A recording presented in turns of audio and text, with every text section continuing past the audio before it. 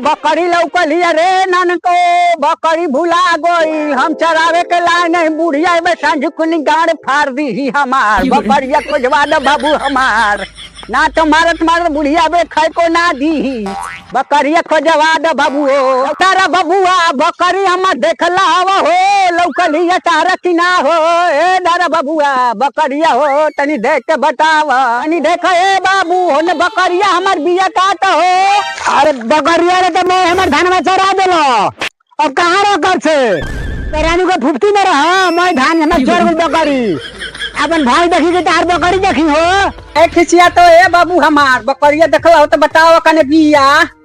तार बकरिया बड़े भाग तो रखना है से भाग तारा तार बकरी देखे रानी जा तो रखना है से तू खिसिया तो ए भैया चल ऐसे करब त कैसे होई बताओ आजकल के जमाना में बूढ़ पुरनिया के कोई भलाई नहीं थे कौन बाबू बकरिया देखला हो बाबू हमार बताओ ये बाबू बताई बुझाता हमार ए बाबू बकरिया लौकल है रे ए ननका बकरिया रे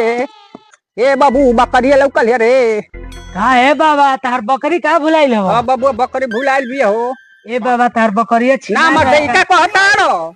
ऐसे करब त लग मारे तारे के हम ए बाबा खिसियात का ना हो बाबू ऐसे खिसियात कहां बानी एगो देखने कि बोका के लेके ना हमें मत को सीधा साधा हिया ऐसे काहे कहत बा कांच कुआर बकरी बिया अरे मर्द बोकवा जरे गोलिया ना ना बाबू हम बातें ना मानम तू अरे कहे से हो अरे हम देखनी है मर्द बौरा का हो दे मर्द तो खोजा तो मारे डंडा खोजा तू मार डंडा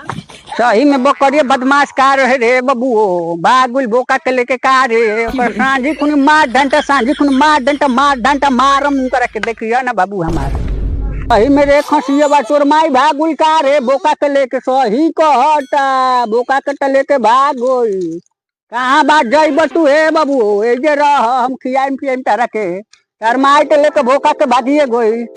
ए जे रह चढ़ ला बाबू हम चढ़ ला अरे बाबू अहो दादा हो ये कर दाल दो चोर दो बोका के साथ धान में कर के पकड़नी हन धरे अपन बकरी धर हम जात हई पूरा ढोल में खेला गो पूरा लोग मारे घंटे टान पूरा ढरोय में खेला गो बोका जोर गाभिन हो गई रे एक में बाचा तो रहले रहे